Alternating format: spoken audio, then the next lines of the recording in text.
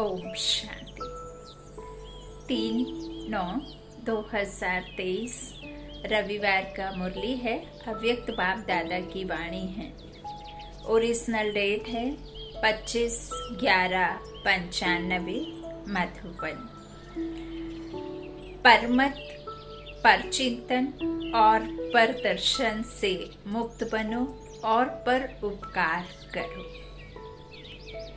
आज बाप दादा अपने चारों ओर जो बाप के बच्चे हैं, विशेष हैं, उन सर्व विशेष आत्माओं को देख रहे हैं, चाहे भारत के व विदेश के किसी भी कोने में हैं, लेकिन बाप दादा सर्व विशेष आत्माओं को समीप देख रहे हैं। बाप दादा को अपने विशेष बच्चों को देख हर्ष होता है। जैसे आप बच्चों को बाप को देखकर खुशी होती है ना, खुशी होती है तब तो भाग करके आए हो ना। तो बाप को भी खुशी होती है कि मेरा एक एक बच्चा विशेष आत्मा है। चाहे बुजुर्ग हैं, अनपढ़ हैं, छोटे बच्चे हैं, युवा हैं, प्रवृत्ति वाले हैं, लेकिन सारे विश्व के आगे विशेष हैं। चाहे कितने भी बड़े बड़े वैज्ञानिक चमत्कार दिखाने वाले भी हैं, चंद्रमा तक पहुंचने वाले भी हैं, लेकिन बाप के विशेष बच्चों के आगे वो भी अनजान है। पांचों ही तत्वों को जान लिया, उन्हों पर विजय भी प्राप्त कर ली, लेकिन छोटी सी बिंदु आत्मा को नहीं जाना।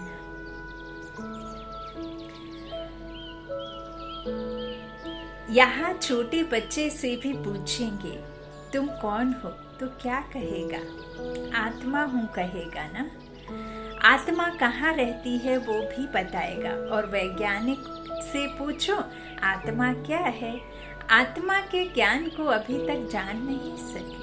तो कितने भी बड़े हिस्ट्री के हिसाब से, इस दुनिया के हिसाब से विशेष हो, लेकिन जिसने अपने को नहीं जाना, अपने अंदर बैठी जो शरीर चलाने वाली आत्मा है, और इस आत्मा के बेहद के बाप को, परमात्मा को नहीं जाना तो क्या जाना?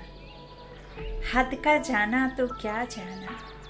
हम सब बाबा के बच्चे बेहद का जानते हैं। तो इसीलिए बाबा ने कहा दुनिया के हिसाब से विशेष हों, लेकिन जिसने अपने को नहीं जाना उससे तो यहाँ का 5 वर्ष वाला बच्चा विशेष हो गया। आप लोगों का शुरू का बहुत फलक का गीत है, याद है कौन सा गीत है? एक गीत था, कितना भी बड़ा सेठ स्वामी हो लेकिन अलफ को नहीं जाना। तो कितने भी बड़े हों, चाहे नेता हों, चाहे अभिनेता हों, लेकिन अपने आप को नहीं जाना तो क्या जाना? तो ऐसी विशेष आत्माएं हो। यहाँ की अनपढ़ बुजुर्ग माता है और दूसरी तरफ अच्छा महात्मा है, लेकिन बुजुर्ग माता फलक से कहेगी कि हमने परमात्मा को पा लिया, और महात्मा कहेगा परमात्मा को पाना बहुत मुश्किल है। लेकिन यहाँ 100 वर्ष के आयु वाली भी निश्चय बुद्धि होगी तो वो क्या कहेगी? तुम ढूंढते रहो, हमने तो पा लिया। तो महात्मा भी आपके आगे क्या है? प्रवृत्ति वाले फलक से कहेंगे कि हम डबल पलंग पर सोते, इकट्ठे रहते भी पवित्र हैं, क्योंकि हमारे बीच में बाप है, पवित्रता का सागर। और महात्माएं क्या कहेंगे? कहेंगे आग कपूस इकट्ठा रहना यह तो असंभव लगता है। और आपके लिए क्या है? प्रवृत्ति वाले बताओ, पवित्र रहना मुश्किल है या सहज है? सहज है। या कभी कभी मुश्किल हो जाता है। जो पक्के हैं वो तो बड़ी सभा हो या कुछ भी हो, फलक से कह सकते हैं कि पवित्रता तो हमारा स्वधर्म है, पर धर्म नहीं है, स्वधर्म है, हमारा नेचर है। तो स्व सहज होता है पर मुश्किल होता है। अपवित्रता पर धर्म है, लेकिन पवित्रता स्वधर्म है। हम आत्माओं का निज गुण है पवित्रता, सुख, शांति। और जो परतंत्रता है, परधर्म है, वो है काम, क्रोध, मोह, लोभ, अहंकार। रावण के राज्य के भूत हैं ये। तो क्या होता है, पर मुश्किल होता है ना। अपवित्रता परधर्म है, लेकिन पवित्रता स्वधर्म है। तो ऐसे अपनी विशेषता को जानते हो ना, क्योंकि नए नए भी बहुत आए हैं ना, लेकिन कितने भी नए हैं, पवित्रता का पाठ तो पक्का है ना। कई बच्चे ऐसा भी करते हैं, जब तक बाप से मिलने का 1 साल पूरा नहीं होता, सबको पता है कि यह नियम पक्का है, तो मधुबन में आने तक तो ठीक रहते हैं, लेकिन देख लिया पहुंच गए तो कई वापस जाकर अलबेले भी हो जाते हैं। लेकिन सोचो कि पवित्रता की प्रतिज्ञा किससे की? बाप से की ना। बाप का फरमान है ना, तो बाप से प्रतिज्ञा कर। और फिर अगर अलबेले होते हैं तो नुकसान किसको होता है? ब्राह्मण परिवार में तो एक जाते 10 आते हैं, लेकिन नुकसान कमजोर होने का उन आत्माओं को होता है। इसलिए जो भी नए नए पहली बार आए हैं, वो बाप के घर में तो पहुंच गए। यह तो भाग्य की बात है ही, लेकिन तकदीर की लकीर को कभी भी कम नहीं करना, तकदीर को बड़ा करना। देखो, कोई भी बच्चा लौकिक में भी पैदा होता है तो सभी क्या कहते हैं? सदा जिंदा रहे, बड़ी आयु रहे। तो बाप दादा भी विशेष आत्माओं की अविनाशी विशेषता देखना चाहते हैं। थोड़े टाइम की नहीं, 1 साल चले, 2 साल चले, ये नहीं। अविनाशी रहने वाले को ही अविनाशी प्रारब्ध प्राप्त होती है। तो माताएं भी पक्की हैं, क्योंकि चाहे आप 1 साल के हो या 2 साल के हो, साल के हो, 4 के हो, लेकिन समाप्ति तो एक ही समय होनी है ना। बाबा अब ये 1 साल, 2 साल या 4 साल या 25 साल की जो बात कर रहे हैं, वो कोई आपकी शरीर की उम्र की बात नहीं कर रहे हैं, या आपकी जो 20 साल, 25 वर्ष या 50 वर्ष की आयु की बात नहीं कर रहे हैं। बाबा जो आपका अलौकिक जन्म है, जब से आपने आत्मा को जाना है और परमात्मा को पहचाना है, उनके साथ में संबंध जोड़ा है, तो फिर चाहे वो कल जुड़ा हो और चाहे वो 1 साल पहले जुड़ा हो और चाहे 4 साल पहले, चाहे 10 साल पहले, वो बच्चों की बात बाबा कह रहे हैं। जब से तुमने अपने आप को आत्मा समझा और परमात्मा को बाप समझा, तब से बाबा कह रहे हैं कि तुम 1 साल के हो, 4 साल के हो, 10 साल के हो, तो समाप्ति तो बाबा कह रहे हैं एक ही समय होनी है ना। तो विनाश तो इकट्ठा ही होगा ना। कि आप कहेंगे कि हम तो 2 साल के हैं, हमारी सिल्वर जुबली हो जावे, पीछे विनाश हो, यह तो नहीं होगा ना। परीक्षा तो एक साथ ही होती है ना। ऐसे नहीं कि किसी ने एग्ज़ाम के लिए साल पहले ही प्रिपरेशन कर ली, 2 महीने 3 महीने में, और 9 महीने बाकी हैं तो उनका एग्ज़ाम हो जाएगा। या कई जो एग्ज़ाम की 15 दिन बचे या महीना भर बचा है और एग्ज़ाम की तैयारी नहीं हुई, तो उनका एग्ज़ाम नहीं होगा।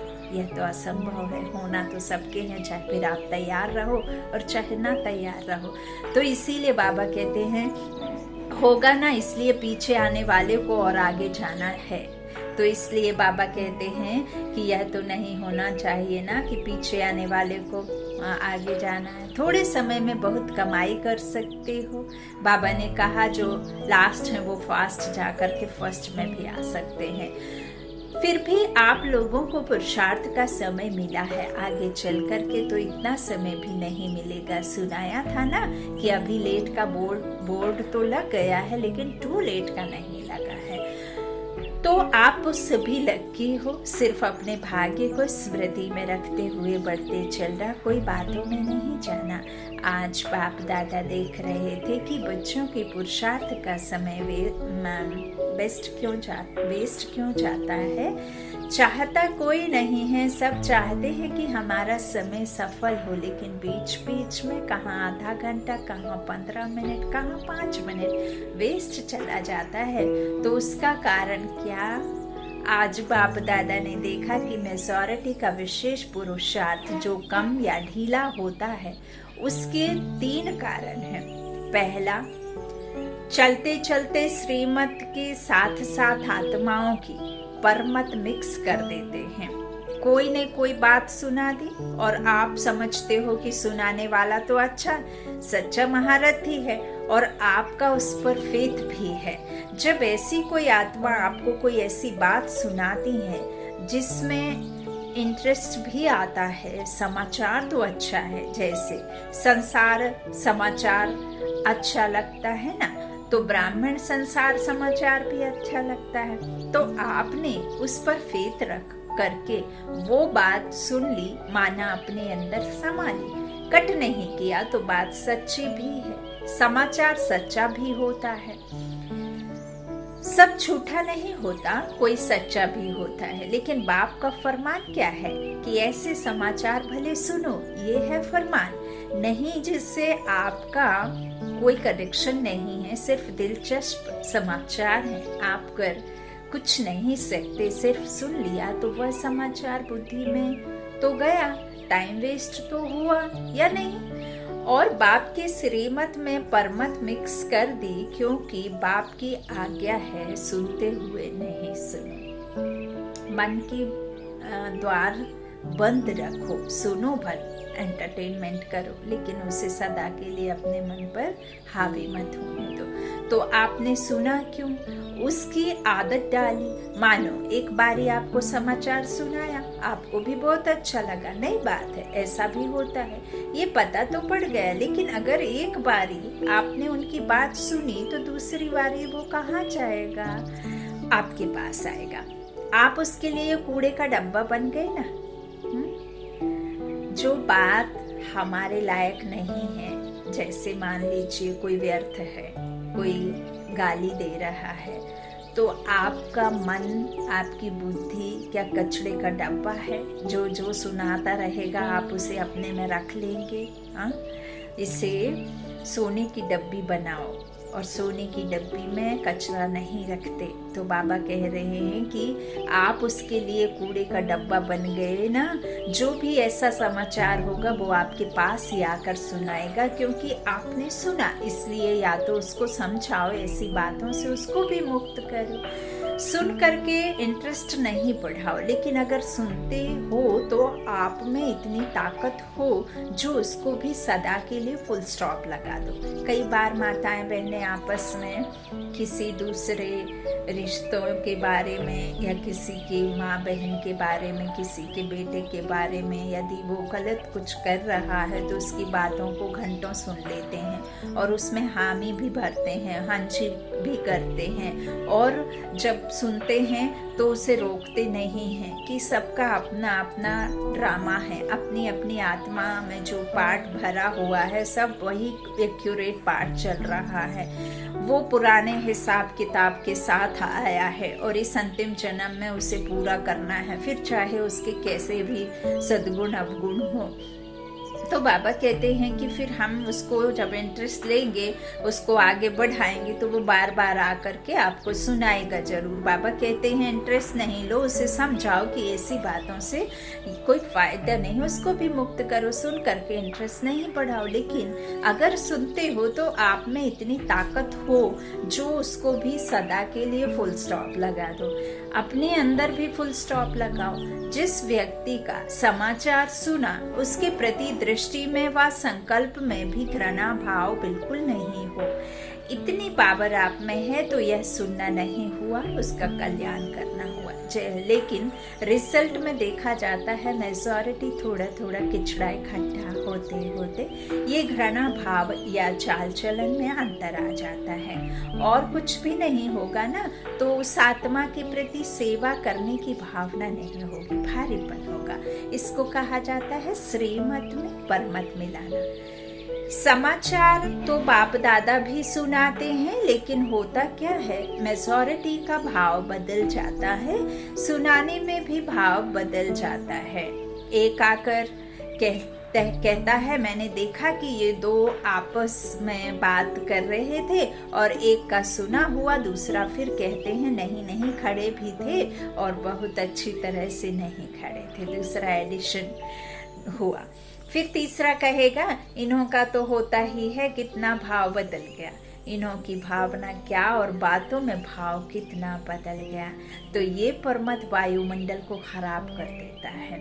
तो जो टाइम वेस्ट जाता है उसका एक कारण परमत और दूसरा कारण है परचिंतन। कई की आदत होती है बहुत अच्छे माहौल में भी बीच में कोई ऐसी पुरानी रिलेटिव्स की बात ले आएंगे जिसने कभी परिवार के लिए गलत सोचा होगा, सुना होगा या कहा होगा, तो उस बात को ज़रूर हर एक बात के बीच में आड़े खड़ा करते हैं। उससे क्या होगा, आपकी ग्रोथ कम होगी या उस कहने और करने वाले की ग्रोथ कम हुई। आपने अपने मन को कचरा का डब्बा बना करके रखा और वो बात आप जब नहीं भूले, देखिए जो बुरा करता है वो बुरा, अगर उसे पता होता कि इसमें मेरी बुराई है तो वो कभी बुरा नहीं करता। लेकिन जो बुरा करने वाला तो कर गया, आपने क्या किया, उस बुराई को अपने में समेट कर रखा है ना। तो गलत कौन हुआ, आप या वो।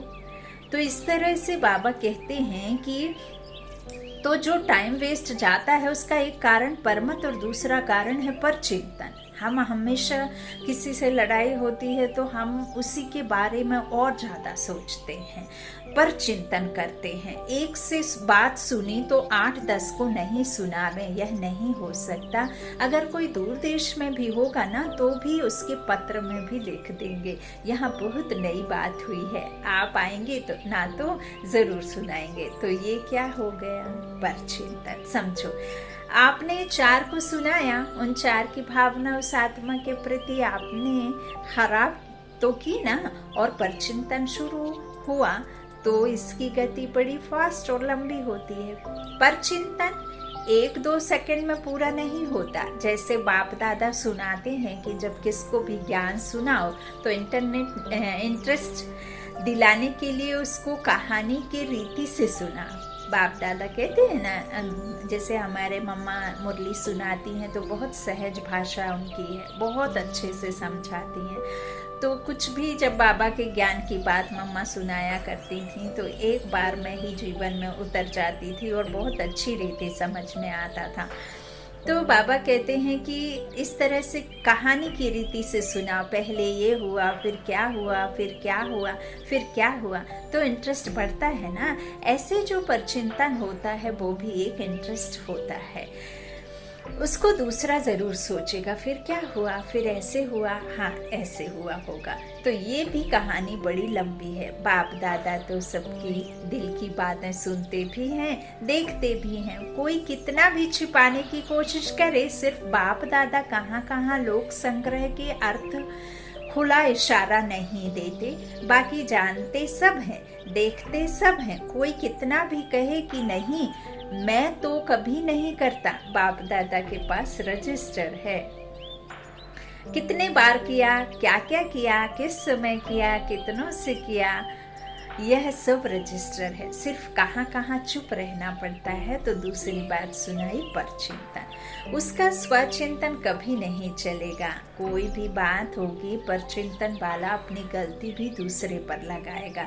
मान लीजिए हम कोई सत्संग में ही जाते हैं, हम या मुरली के महावाक्य सुनने सेंटर पर बाबा की मुरली सुनने जाते हैं, तो यदि उसमें कोई ऐसी बात आती है जो हमारी कमी कमजोरी को व्यक्त भी करता है और फिर उसको सुधारने के लिए, उसे बदलाव लाने के लिए युक्ति भी परमात्मा मुरली में बताते हैं, लेकिन हम उस समय अपना कुछ अवगुण छोड़ करके, भूल करके, जिससे हम सुधारना चाहते हैं, जिसमें हमें कमी दिखाई देती है किसी दूसरे में, उसके लिए वो वाक्य हम सुन लेते हैं और हम फिर वहीं से परचिंतन चलाना शुरू कर देते हैं कि हम जा कर के आज ये वाली बात उसके लिए सटीक बैठ रही है, उसके लिए बिल्कुल एकदम 100% परफेक्ट है तो हम उसे जाकर सुनाएंगे तो वो बदलेगा। जबकि परमात्मा कहते हैं कि मीठे बच्चे पहले स्वचिंतन, स्व परिवर्तन करोगे तब विश्व परिवर्तन होगा। आप खुद बदलो, दूसरों को बदलने की फिराक में मत रखो। तो बाबा कहते हैं परचिंतन वाला अपनी गलती भी दूसरे पर लगाएगा, और परचिंतन वाले बात बनाने में नंबर 1 होते हैं। पूरी अपनी गलती दूसरे के प्रति ऐसे सिद्ध करेंगे जो सुनने वाले बड़ों को भी चुप रहना पड़ता है। तो स्वचिंतन, इसको नहीं कहा जाता है कि सिर्फ ज्ञान की पॉइंट्स रिपीट कर दी या ज्ञान की पॉइंट्स सुना दी, सिर्फ यही स्वचिंतन नहीं है, लेकिन स्वचिंतन अर्थात अपनी सूक्ष्म कमजोरियों को, अपनी छोटी छोटी गलतियों को चिंतन करके मिटाना, परिवर्तन करना, ये स्वचिंतन है। चेक एंड चेंज, अटेंशन देना है कि कौन सी आदत अच्छी नहीं है। सूक्ष्म, कई बार हम भल मुख से किसी को कुछ नहीं कहते, किसी के प्रति कुछ गलत भी नहीं कहते, किसी दूसरे के साथ में भी हम उसके प्रति कुछ नहीं कहते, लेकिन आपके अंतर मन में गलत भाव या उसके प्रति अशुभ भावना जरूर पनपती है। वही सूक्ष्म चिंतन है, वही सूक्ष्म कमजोरियां हैं जिसे बाबा कह रहे हैं कि पहले उसे परिवर्तन करना है, मिटाना है, और ये स्वचिंतन से संभव है। बाकी ज्ञान सुनना और सुनाना, उसमें तो सभी होशियार हो, वो ज्ञान का चिंतन है, मनन है, लेकिन स्वचिंतन का महीन अर्थ अपने प्रति है। बाबा कहते हैं संसार में सब जानते हैं कि क्या अच्छा है क्या बुरा है, ज्ञान सबके पास है, लेकिन समझ किसी के पास नहीं है। समझदार बाप ही बनाता है समझ देकर, और फिर हमें उस समझ से अपने आप को परिवर्तन करना है। बाबा कहते हैं कि महीन अर्थ अपने प्रति है, क्योंकि जब रिजल्ट निकलेगी तो रिजल्ट में यह नहीं देखा जाएगा कि इसमें ज्ञान का मनन अच्छा किया या सेवा में ज्ञान को अच्छा यूज किया। इस रिजल्ट के पहले स्वचिंतन और स्वपरिवर्तन, स्वचिंतन करने का अर्थ ही है परिवर्तन करना। तो जब फाइनल रिजल्ट होगी उसमें पहली मार्क्स प्रैक्टिकल धारणा स्वरूप को मिलेगी। जो धारणा स्वरूप होगा वो नेचुरल योगी तो होगा ही। अगर मार्क्स ज्यादा लेनी है तो पहले जो दूसरों को सुनाते हो, आजकल वैल्यूज पर जो भाषण करते हो, उसकी पहले स्वयं में चेकिंग करो, क्योंकि सेवा की एक मार्क तो धारणा स्वरूप की 10 मार्क्स होती हैं। अगर आप ज्ञान नहीं दे सकते हो लेकिन अपनी धारणा से प्रभाव डालते हो तो आपके सेवा की मार्क्स जमा हो गई ना। आजकल कई समझते हैं कि हमको सेवा का चांस बहुत कम मिलता है, हमको चांस मिलना चाहिए, दूसरे को मिलता है, मेरे को क्यों नहीं। सेवा करना बहुत अच्छा है, क्योंकि अगर बुद्धि फ्री रहती है तो व्यर्थ बहुत चलता है, इसलिए सेवा में बुद्धि बिजी रहे, यह साधन अच्छा है। सेवा का उमंग तो अच्छा ही है, लेकिन ड्रामानुसार या सरकमस्टांस अनुसार मानो आपको चांस नहीं मिला और आपकी अवस्था दूसरों की सेवा करने की वजह अपनी भी गिरावट में आ जाए, या वो सेवा आपको हलचल में लाए, तो वो सेवा क्या हुई। उस सेवा का प्रत्यक्ष फल क्या मिलेगा? सच्ची सेवा, प्यार से सेवा, सभी की दुआओं से सेवा, उसका प्रत्यक्ष फल खुशी होती है। और अगर सेवा में फीलिंग आ गई तो यहाँ ब्राह्मण फीलिंग को क्या कहते हैं? फ्लू वाला क्या करता है? सो जाता है, खाना नहीं खाएगा, सो जाएगा। यहाँ भी फीलिंग आती है तो या खाना छोड़ेगा या रूठ करके बैठ जाएगा, तो यह फ्लू हुआ ना। अगर आप धारणा स्वरूप हो, सच्चे सेवाधारी हो, स्वार्थी सेवा नहीं, एक होती है कल्याण के भावना की सेवा और दूसरी होती है स्वार्थ से। मेरा नाम आ जाएगा, मेरा अखबार में फोटो आ जाएगा, मेरा टीवी में आ जाएगा, मेरा ब्राह्मणों में नाम हो जाएगा, ब्राह्मणी बहुत आगे रखेगी, पूछेगी, यह सब भाव स्वार्थी सेवा के हैं।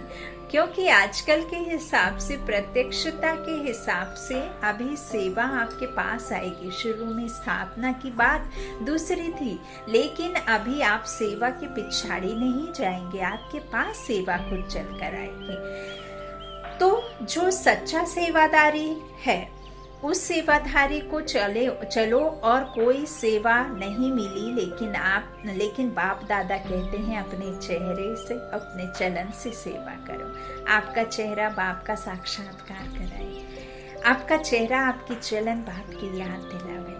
ये सेवा नंबर 1 है। ऐसे सेवाधारी जिनमें स्वार्थ भाव नहीं हो, ऐसे नहीं मुझे ही चांस मिले, मेरे को ही मिलना चाहिए, क्यों नहीं मिलना चाहिए। ऐसे संकल्प को भी स्वार्थ कहा जाता है। चाहे ब्राह्मण परिवार में आपका नाम नामी ग्रामी नहीं है, सेवाधारी अच्छे हो, फिर भी आपका नाम नहीं है, लेकिन बाप के पास तो नाम है ना।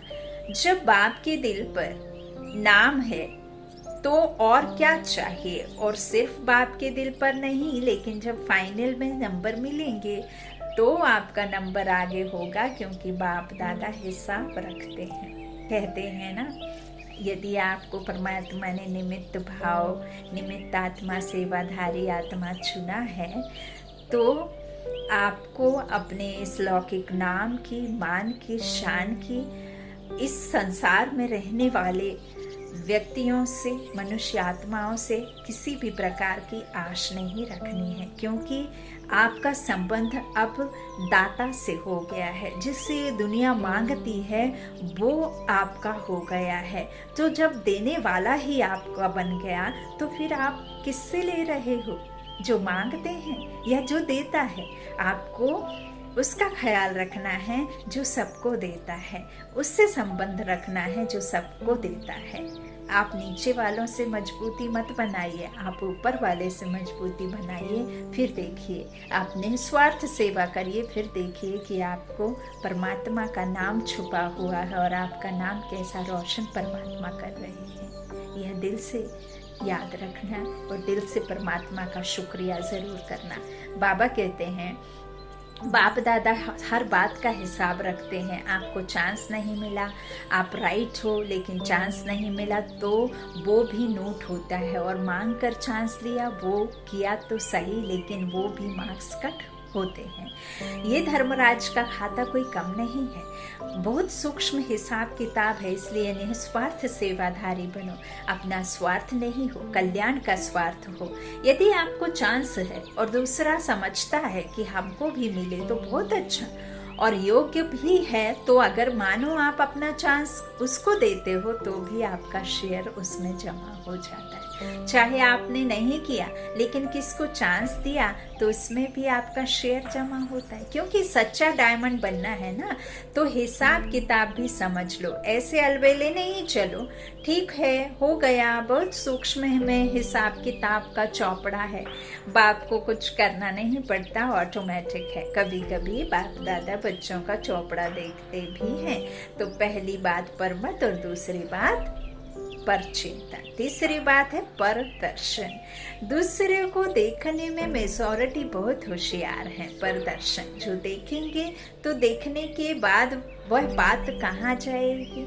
बुद्धि में ही तो जाएगी। और जो दूसरे को देखने में समय लगाएगा, उसको अपने को देखने का समय कहाँ मिलेगा? आजकल सेल्फी चल गई है, मधुबन गए, कोई अच्छी जगह गए, कोई मुरली सुनने गए, कोई जगह सेंटर में कुछ श्री कृष्ण जन्माष्टमी का यदि कुछ इस तरह से त्यौहार चल रहा है और वहाँ गए, तो सबसे ज़्यादा आजकल फोटोग्राफी में सभी लग जाते हैं। हम आप ही उसमें शामिल हैं, कोई और नहीं है। तो देखो, पहले ये सब नहीं होता था तो हम मन में छवि बना लेते थे और मन में स्मृति रहती थी, मन में इतने सारे भाव, इतने सारे सीन इकट्ठे करके हम रखते थे। इतना मन मोहन लेने वाली वो दृश्य, वो झांकियाँ बनी बनाई हम अपने मन में समा लेते थे, और अब कैमरे में समा लेते हैं दूसरों को दिखाने के चक्कर में। हम वो जो वहाँ का नज़ारे होते हैं उसे हम खुद में समा नहीं पाते हैं, क्योंकि हम एक डिवाइस में उसे इकट्ठा कर लेते हैं और अपने मन से उसे उतनी जल्दी भुला भी देते हैं, क्योंकि मन में समाया ही नहीं है ना। जब रहेगा तब तो भूलेगा, अब होगा ही नहीं तो भूला ही भूला है ना। तो इस तरह से बाबा कहते हैं अपने को देखने के समय कहाँ मिलेगा, बातें तो बहुत होती हैं ना, और जो बातें होती हैं वो देखने में भी आती हैं, सुनने में भी आती हैं। जितना बड़ा संगठन उतनी बड़ी बातें होती हैं। ये बातें क्यों होती हैं? कई सोचते हैं यह बातें होनी नहीं चाहिए, नहीं होनी चाहिए, वो ठीक है, लेकिन जिसके लिए आप समझ रहे हो नहीं होनी चाहिए उसमें समय क्यों दिया? और ये बातें ही तो पेपर हैं, जितनी बड़ी पढ़ाई उतने बड़े पेपर भी होते हैं। यह वायुमंडल बनना यह सबके लिए पेपर भी है कि परमत पर प्रदर्शन या परचिंतन में कहाँ तक अपने को सेफ रखते हैं। दो बातें अलग हैं, एक है जिम्मेवारी जिसके कारण सुनना भी पड़ता है, देखना भी पड़ता है, तो उसमें कल्याण की भावना से सुनना और देखना। जिम्मेवारी है, कल्याण की भावना है, वो ठीक है, लेकिन अपनी अवस्था को हलचल में लाकर देखना, सुनना या सोचना यह रॉन्ग है। अगर आप अपने को जिम्मेवार समझते हो तो जिम्मेवारी के पहले अपनी ब्रेक को पावरफुल बनाओ। जैसे पहाड़ी पर चढ़ते हैं तो पहले से ही सूचना देते हैं कि अपनी ब्रेक को ठीक चेक करो। तो जिम्मेवारी भी एक ऊंची स्थिति है। जिम्मेवारी भले उठाओ लेकिन पहले यह चेक करो कि सेकंड में बिंदी लगती है, ब्रेक लगता है, कि लगाते हो बिंदी और लग जाता है क्वेश्चन मार्क, वो रॉन्ग है।